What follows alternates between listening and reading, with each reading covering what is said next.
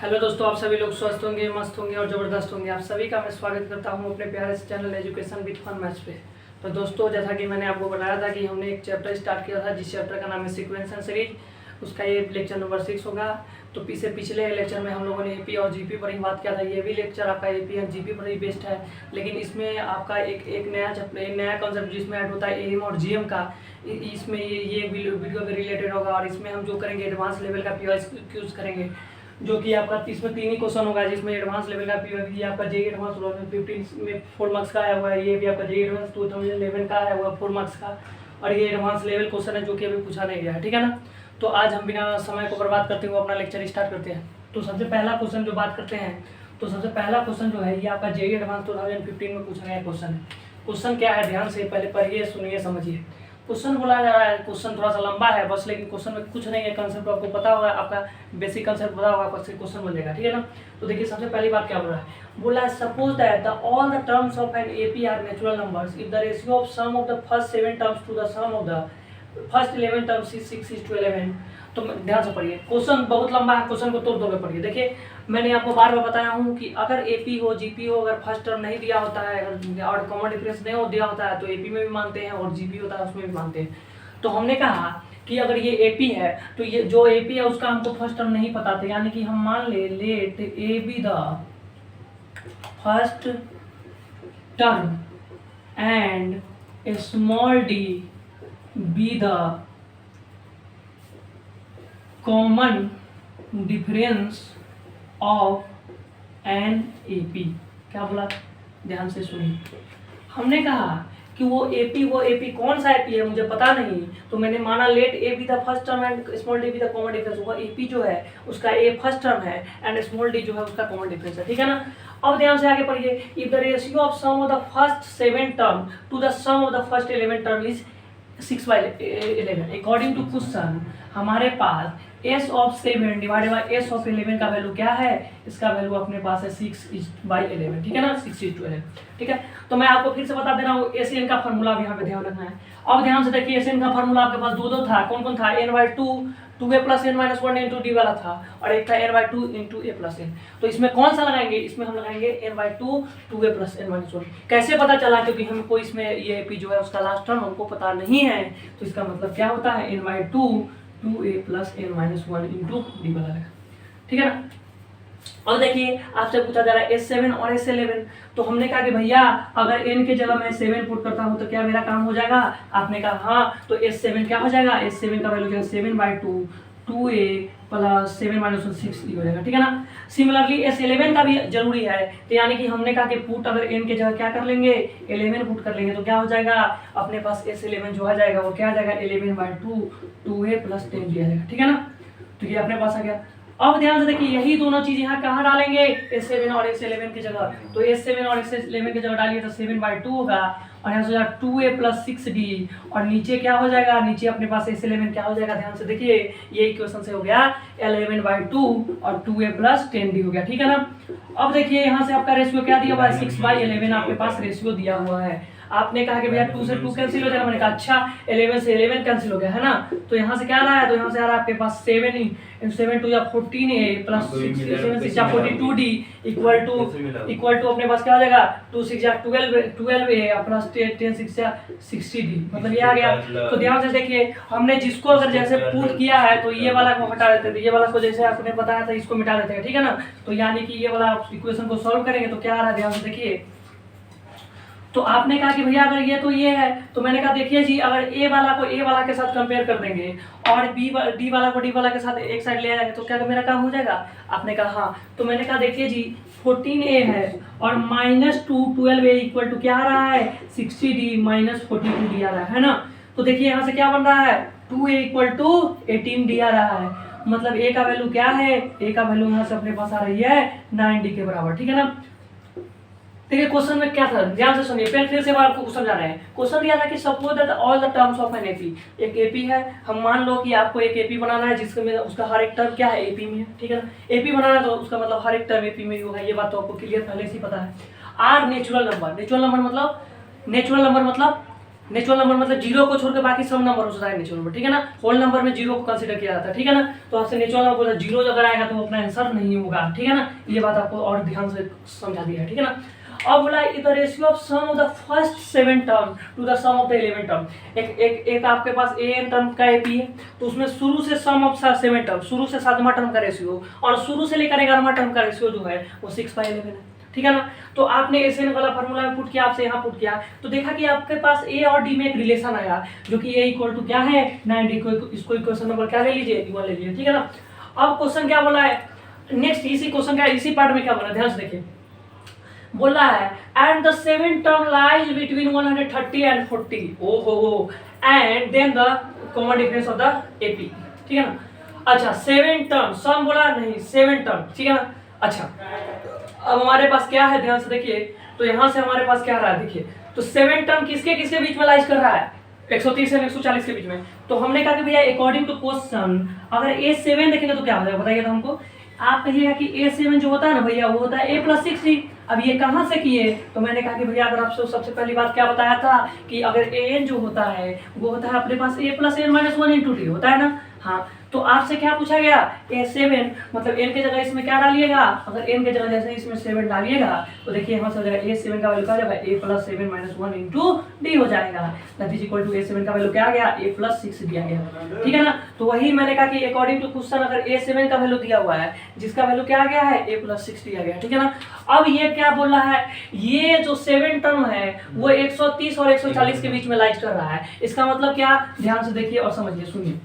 हमने कहा क्या कहा ध्यान से देखिए, हमने कहा कि इधर कर लेते हैं, ठीक है ना। हमने कहा अकॉर्डिंग टू क्वेश्चन 130 के बीच में A7 और A140 के बीच में लाइज कर रहा है, 130 से 140 के बीच में, ठीक है ना। तो आप कहिएगा 130 है हाँ, और A7 कितना है, यहाँ से A+60 है, कहाँ से इक्वेशन नंबर 2 से, तो डाल दीजिए इसमें, तो A7 की जगह डालिए A+60 यानी कि A+6D जो है ये 140 तक है, ठीक है ना। अब कहिएगा कि भैया अब A और D में है, तो मैंने कहा कि भैया यहाँ से A का वैल्यू आपके पास क्या आया है 90 आया है, तो जो हम ये वाला इक्वेशन इसमें जाकर पुट करेंगे तो पुट यहाँ पे क्या कर देंगे, आपने कहिएगा पुट A इक्वल टू यहाँ पे करिएगा 90। अच्छा तो अगर 90 इसमें जाकर पुट करेंगे तो क्या होगा बताइए 130 हो जाएगा, और 9D या +6D जिसकी वैल्यू क्या है 140 है, ठीक है ना। मतलब 130 और 140 के बीच में लाइक कर, ठीक है ना। अब देखिए 130 जो है यानी कि 15D और 140 के बीच में लाइक कर रहा है, ठीक है ना। अब देखिए आपको क्या पूछा जा रहा है कि उसका कॉमन डिफरेंस क्या होना चाहिए और जो कि नेचुरल नंबर हो जाए, तो साफ साफ यहाँ पर स्पष्ट कर दिया है कि नेचुरल नंबर होनी चाहिए, ठीक है ना।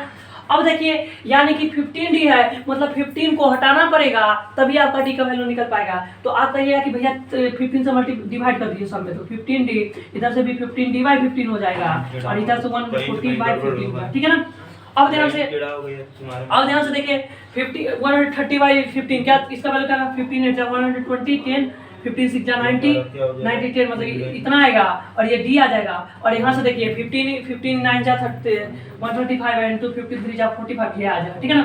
अब आपसे पूछा क्या जा रहा है कि हमारे से पूछा कॉमन डिफरेंस होता है एपी, तो यहाँ पे ध्यान से बात ये सुनने समझने वाली ये है कि देखिए ये जो है 8 मतलब 8 से बड़ा है और ये 9 से छोटा है, ध्यान से। तो ये 8 से बड़ा है और ये 9 से छोटा है, हमको लेना है क्या नेचुरल नंबर, यानी कि नेचुरल नंबर जो लेना है हमको क्या लेना है नेचुरल नंबर जो कि D के साथ लेना है। तो ध्यान से बताइए सुनिए समझिए कि अगर आपको ये 8.6 है मतलब 8 पॉइंट समथिंग है, इधर 9 पॉइंट समथिंग है, मतलब 8 से बड़ा है और 9 से छोटा है, तो इसके बीच में स्मॉल d के बीच में कहीं ना कहीं तो 9 आता होगा क्योंकि 8.66 से बड़ा है तो इसके बीच में 9 आता होगा, और इधर से चलिएगा तो 9 से ये छोटा भी है मतलब इसके बीच में कहीं ना कहीं 9 हमारे पास आता होगा।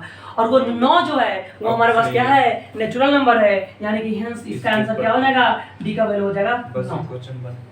तो आई होप आपको ये क्वेश्चन बहुत अच्छे तरीके से क्लियर होगा। ध्यान से एक बार फिर से सुनिए मैंने क्या कहा, मैंने ये तो बहुत बेसिक फार्मूला से निकाला, ये वाला निकाला।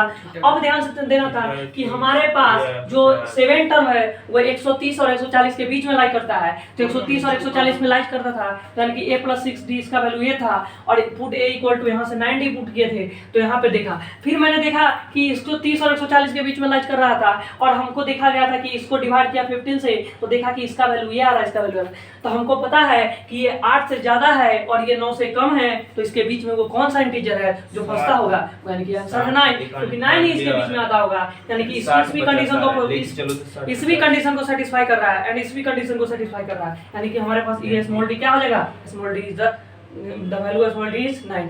आई होप आपको ये क्वेश्चन बहुत ही अच्छी तरीके से क्लियर होगा। ये आपका जेईई एडवांस 2015 में आया हुआ था क्वेश्चन, 4 मार्क्स का क्वेश्चन, ठीक है ना। चलते हैं अपने क्वेश्चन नंबर 2 की ओर, ठीक है। आपको स्क्रीनशॉट लेना है, स्क्रीनशॉट ले लीजिए, वीडियो को पॉज करना है और जहां भी आपको डाउट होगा कमेंट सेक्शन में जरूर बताइएगा, ठीक है ना। क्वेश्चन नंबर 2 की ओर चलते हैं, ठीक है। क्वेश्चन नंबर 2 क्या बोल रहा है, देखिए क्वेश्चन नंबर 2 को करने से पहले आपको थोड़ा सा मैं एक बात बताना चाहता हूं, जो कि ये आपका अभी तक मैं नहीं बताया हूं, एम एंड जीएम की कहानी। क्या बोला, हम बताने जा रहे हैं आपको एम जीएम के साथ रिलेशनशिप। मैंने आपको एम जीएम थोड़ा थोड़ा बताया था, लेकिन उसके साथ हमने रिलेशनशिप नहीं बताया था, ठीक है ना। तो मैं अब उस टॉपिक को बात करता हूँ, ध्यान से मेरी बात को सुनिए, समझिए। क्या बोला, अगर क्वेश्चन में सीक्वेंशियल सीरीज का हो, कहीं भी मैक्सिमम एंड मिनिमम वैल्यू हो, अगर क्वेश्चन में कहीं भी मैक्सिमम एंड मिनिमम वैल्यू की चर्चा की गई हो, तो आपको हमेशा ध्यान रखना है कि AM is greater than GM. अब इस लगाने से क्या होता है, क्वेश्चन आसान तरीके से सॉल्व होता है, और जब ये हम एओडी पढ़ाएंगे तो वहाँ पे भी ये एम एंड जीएम का काम आता है। तो यानी कि ये वाला कंसेप्ट को आपको ध्यान से सुनना समझना है। तो मैंने कहा कि भैया अगर एम और जीएम को बस थोड़ा सा खेल लेते हैं। मैंने कहा देखो, अगर क्या बोला कि अगर मैं 3 नंबर पर खेलता हूँ, अगर ए बी सी अगर एपी में है तो क्या होता है, ध्यान से सुनो, ठीक है। तो मैंने कहा कि भैया अगर एबीसी अगर एपी में तो क्या होता है, तो आप कहिएगा कि भैया b minus a equal to c minus b, कैसे होता है भैया। मैंने कहा कि ए2 माइनस ए1 और ए3 माइनस ए2। अच्छा, तो यहाँ से क्या डालिएगा, बी प्लस बी का equal to c plus a होता है, यानी कि ट्वाइस ऑफ बी क्या हो जाएगा, सी प्लस ए बाई 2 हो जाएगा, ठीक है ना। तो यानी कि यहाँ से यानी कि बी का वैल्यू क्या हो जाएगा, सी प्लस ए बाई 2, ठीक है ना। तो यहाँ से देखिए हमारे पास क्या है, हमारे पास यानी कि यहाँ से क्या दिख रहा है, एम का वैल्यू क्या आ रहा है, ए प्लस सी बाई 2, ठीक है ना। ये वाला ये बी है, ये एम का वैल्यू है, ठीक है ना, ये बी का वैल्यू है। तो अगर दो एपी के बीच में जो निकालते हैं उसका मतलब ये होता है। अगर वही जीपी पूछा तो क्या होता है, ध्यान से सुनिए।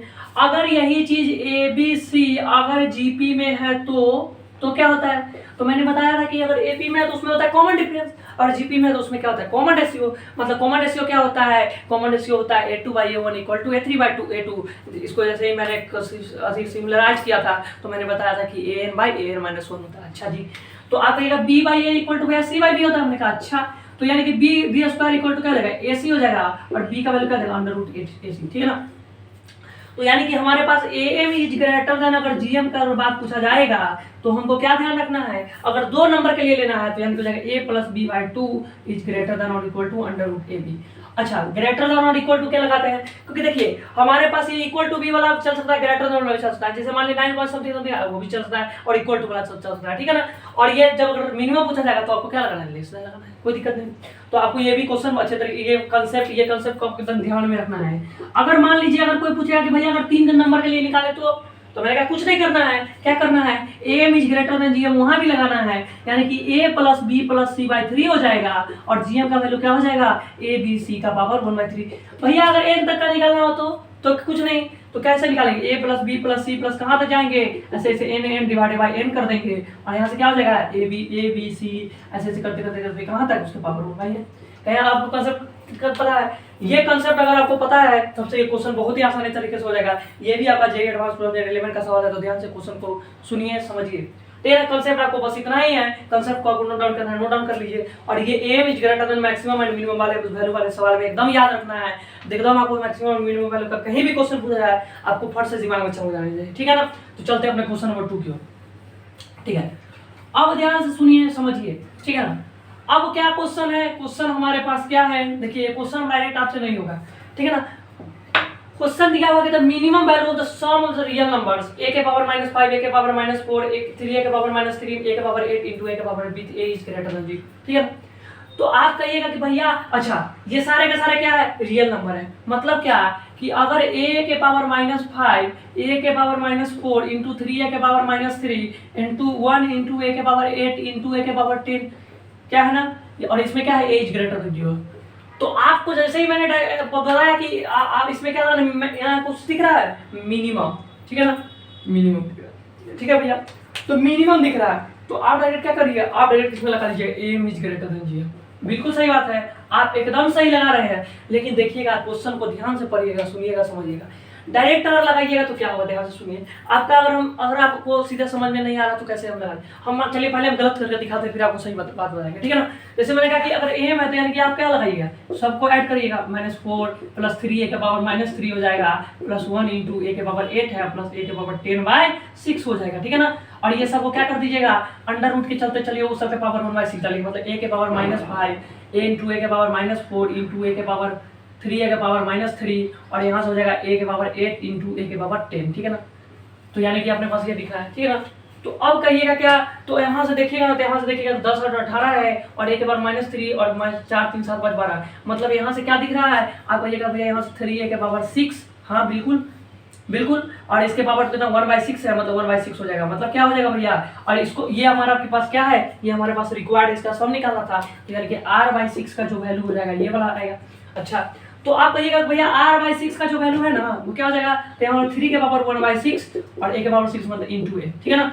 आप कहिएगा कि r का वैल्यू तो भैया 6 × 3 के पावर 1/6 ये आ रहा है, और ये तो हमको करना ही नहीं था। क्यों नहीं करना था, क्योंकि ये क्या, ये रियल नंबर है, नहीं ये रियल नंबर नहीं है, तो question M is greater than GM ही लगेगा। लेकिन आपको कंसेप्ट क्वेश्चन को ध्यान से समझना है, बिना क्वेश्चन ये आपका एक नेचुरल नंबर आना चाहिए, बल्कि इसमें क्या है, एक वेरिएबल आ गया है, और वेरिएबल को तो हमको पता ही नहीं चल रहा है कि ये करे तो करे क्या, क्योंकि ए को हमको हटाना था, तभी तो हमको रिक्वायर्ड बात बता पाइएगा। और ए का वैल्यू ग्रेटर देन 0 है, आप कोई कह रहा है नहीं ए का वैल्यू हम पुट करेंगे, तो भैया 0 से बड़ा कुछ भी पुट कर सकते हैं। कोई कह रहा है नहीं हम 1 पुट करेंगे, अरे भाई कैसे पुट करेंगे, हमको तो पता नहीं है। कोई कह रहा है 5 पुट करेंगे, कैसे पुट करेंगे, क्योंकि ए का वैल्यू तो ग्रेटर देन 0 है, और ग्रेटर देन 0 इसका मतलब क्या हुआ कि इसका मतलब इनफाइनाइट नंबर है, तो हम ए का तो वैल्यू डायरेक्ट पता कर ही नहीं सकते हैं।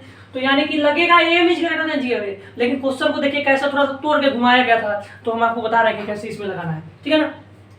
तो ये आपका क्या था, ये आपका गलत चीज था, क्यों, क्योंकि आपका ये नेचुरल नंबर आया ही नहीं था और एक इसमें बीच में आके वेरिएबल लग गया था, ठीक है ना। तो अब आपको सही बात क्या है इसमें होगा, ध्यान से देखिए, कंसेप्ट वही है, कंसेप्ट में कोई चेंज नहीं है, यानी कि लगाना क्या है, M is greater than zero. अच्छा, अब कैसे चमकेगा भैया, हम जो करेंगे तो वो करेंगे। हमने कहा कि देखिए a के पावर यहाँ कितना है 18, मतलब ये पॉजिटिव वाला 18 है ना।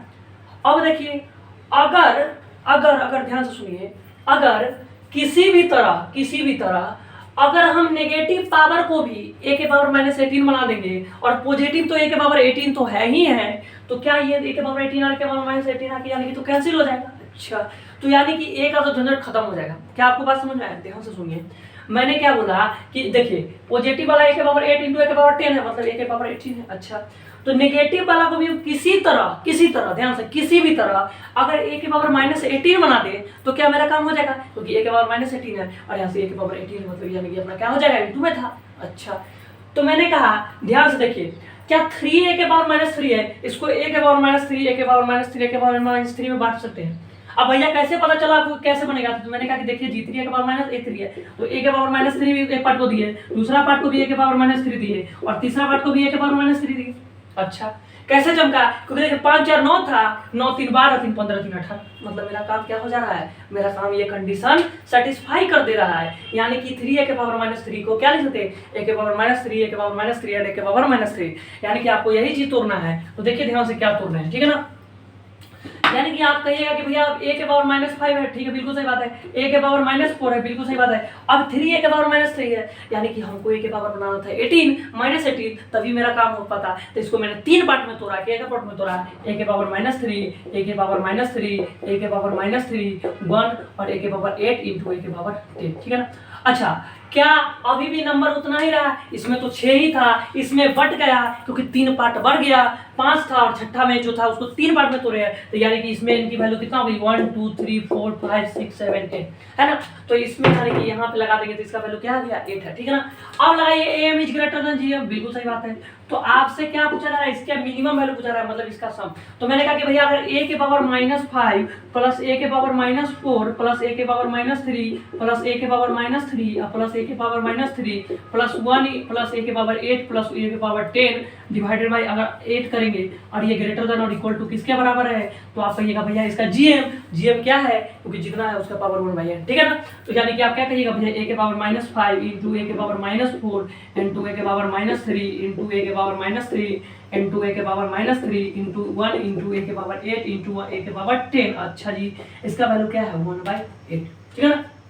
अच्छा, बात तो सही है। अब कहिएगा देखिए ये सारा क्या है भैया, ये सारा तो हमारे पास तो कैंसिल हो गया, यानी कि ये बचा 1 इंटू 1 के पावर 8, यानी कि यहाँ से तो 1 बच रहा है। ये हमारा क्या है, ये हमारा इसका मिनिमम वैल्यू पूछा था, मतलब इसमें रिक्वायर्ड है तो ऊपर r मान लेते हैं, ठीक है ना। और ये देखिए नीचे क्या 8 है, इज ग्रेटर देन और इक्वल टू कितना होगा, ठीक है ना। तो यानी कि r का यहाँ से वैल्यू क्या आ रहा है, रिक्वायर्ड जिसकी वैल्यू पूछा है 8, देखिए r का रिक्वायर्ड का आंसर क्या आ गया 8। तो इसका मिनिमम वैल्यू क्या होगा, इसका मिनिमम वैल्यू जो अपने पास आ जाएगा उसका आंसर क्या हो जाएगा 8 हो जाएगा, ठीक है ना। और इसका आंसर क्या था, स्मॉल टी का वैल्यू था इसका 9 था, ठीक है ना। तो इसका वैल्यू 8 आ गया। देखिए कुछ नहीं करना था, बस आपको इसमें ध्यान लगाना था कि देखिए जब कभी भी आपको बात ध्यान रखिए, यहाँ से वेरिएबल को हटाना है। जब तक वेरिएबल को आप नहीं हटा पाइएगा, आपसे जो पूछा जा रहा है वो तो आप निकाल नहीं पाइएगा। क्यों, क्योंकि वेरिएबल आके यहाँ पे डिस्टर्ब कर रहा था। तो मैंने सोचा कैसे कि देखिए हमारे पास पॉजिटिव में 18 था, अगर नेगेटिव को भी अगर मैं 18 बना दूंगा तो यानी कि वेरिएबल मेरा खत्म हो जाएगा। अगर वेरिएबल खत्म हो गया तो हमारे पास जो आ जाएगा वो नेचुरल नंबर ही आएगा, और नेचुरल नंबर क्या है r = 8। ताई होप आपको ये भी क्वेश्चन बहुत ही अच्छी तरीके से क्लियर होगा। तो आज हम चलते हैं अपने क्वेश्चन नंबर लास्ट। ये क्वेश्चन भी एडवांस लेवल का जो कि अभी तक पूछा नहीं गया है। ये क्वेश्चन क्यों लाए हैं, क्योंकि हमने एम और जीएम का कांसेप्ट बताया था, ये भी एम एंड जीएम का कांसेप्ट पढ़ गया है, ठीक है ना। क्वेश्चन नंबर 3 को और आज का लास्ट क्वेश्चन को चलते हैं, ठीक है। क्वेश्चन नंबर 3 तक आप ध्यान से पढ़िए, तो हम इसको मिटा रहे हैं, ठीक है ना। क्वेश्चन नंबर 3 क्या बोला है, देखिए मैं आपको बताया हूं कि कहाँ एम एंड जीएम लगाना है। आपको अगर मैक्सिमम एंड मिनिमम वैल्यू जहां भी सवाल में पूछा जाए तो आप एक बार एम एंड जीएम के पास जरूर दीजिएगा। जरूरी नहीं है कि हर एक सवाल इसी से बने, लेकिन जब हम एओडी पढ़ाएंगे तब एओडी पे वहाँ पे एक एम एंड जीएम वाला एक और मैक्सिमम और मिनिमम वैल्यू वाला कंसेप्ट है, तो मैं आपको वहाँ बताऊंगा, ठीक है ना। तो क्वेश्चन नंबर 3 ध्यान से पढ़िए, ठीक है। क्वेश्चन नंबर 3 क्या बोला है if a B c are positive real number, मतलब ए बी सी जो है ये क्या है, पॉजिटिव रियल नंबर है। अच्छा जी, such that A plus B plus C का वैल्यू क्या है भैया, अगर यहाँ से हमने कहा ए प्लस बी प्लस सी का वैल्यू क्या आ रहा है, इसकी वैल्यू तो 1 आ रही है। अच्छा जी, ठीक है। हमसे क्या देना, फाइंड द मिनिमम वैल्यू, अच्छा किसकी, of 1/a b plus 1/b c plus 1/ac। मतलब हमारे पास जो रिक्वायर्ड है, रिक्वायर्ड चीज क्या है, इसकी मिनिमम वैल्यू पूछ गई है। तो इसको थोड़ा सा ऐसा में तो हम एम जी एम तो लगा नहीं सकते हैं। अच्छा, तो इसको मैं थोड़ा सा अपने शानदार फॉर्म में देखना चाह रहा हूँ, ताकि हमको एम और जीएम का कॉन्सेप्ट चमक पाए, ठीक है ना। तो मैंने कहा कि देखो भाई अगर इसका एलसीएम लेंगे तो क्या होगा, आपने कहा भैया ए बी सी हो जाएगा, यहाँ से ऊपर से हो जाएगा ए प्लस बी प्लस सी, मतलब सी प्लस बी प्लस ए, सी प्लस ए प्लस बी होगा, लेकिन हम डायरेक्ट लिख दिया ए प्लस बी प्लस सी, ठीक है ना। चलिए देख लेते हैं, चलिए आपको उसी तरह अगर अच्छा लगे तो लिख देते हैं ए बी सी है तो यहाँ से बी है तो सी हो जाएगा, यहाँ से ए हो जाएगा और यहाँ से बी, मतलब इसको क्या लिख सकते हैं A plus B plus C by A B C, ठीक है। मतलब अब ध्यान से सुनिए, क्या a plus B plus C का वैल्यू दिया है, हाँ, मतलब 1/abc का हमको वैल्यू निकालना है। अगर कहीं से अगर किसी भी तरह अगर हम abc का अगर वैल्यू निकाल दे और अगर इसमें पुट कर दे तो वही हमारा आंसर होगा। अच्छा, तो आप ध्यान से देखिए, आपसे क्वेश्चन क्या पूछा रहा है, मिनिमम या मैक्सिमम जब भी हो, तो यानी कि यहाँ पे फिर आपको लगाना पड़ेगा क्या, AM is greater than GM. ओहो, मतलब क्या लगाएंगे कंसेप्ट, हमने कहा AM is greater than GM. कितना नंबर के लिए खेलना है भैया, नंबर 3 है तो 3 नंबर के लिए खेलेंगे, तो क्या हो जाएगा ना, ए plus B plus C bye 3 greater than और इक्वल टू क्या हो जाएगा, ए बी सी के पावर 1/3। अच्छा जी, आप कहिएगा तो अब क्या कहिएगा भैया, a plus B plus C का वैल्यू कितना, भैया इसका तो वैल्यू 1 है, क्योंकि यहाँ से इक्वल तो 1/3 का वैल्यू क्या हो जाएगा, ए बी सी के पावर 1/3। अच्छा, क्या आपको 1/3 का काम है, नहीं, क्योंकि ये ABC तो खुद अकेला है, 1/3 को हटाना पड़ेगा।